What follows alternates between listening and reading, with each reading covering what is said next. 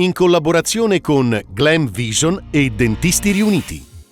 Tragedia in montagna, morto un 64enne, è scivolato sull'erba bagnata precipitando per diversi metri in Val di Passa.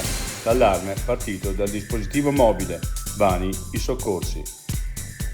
E tragico incidente in A22 tra Chiusa e Bolzano Nord, morta una donna e 7 le persone ferite, coinvolti un camion, un'auto e un furgone. Personale allo stremo e fuga dalle RSA? Fenalt rompe con UPIPA, in 2 anni via 200 operatori, gestione inaccettabile. La replica, toni sbagliati, avanti il confronto.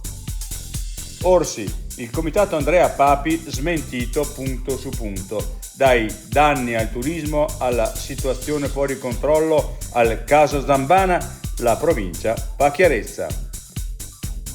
L'altra montagna, cadde da circa 20 metri mentre scattava una foto e rimase a meno 35 gradi per diverse ore.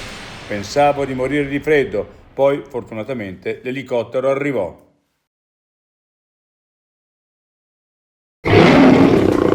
Vuoi denti da leone? Dentisti Riuniti, Rovereto, Cles, Mezzo Lombardo, Levico Terme. Chiamaci. Dentistiriuniti.it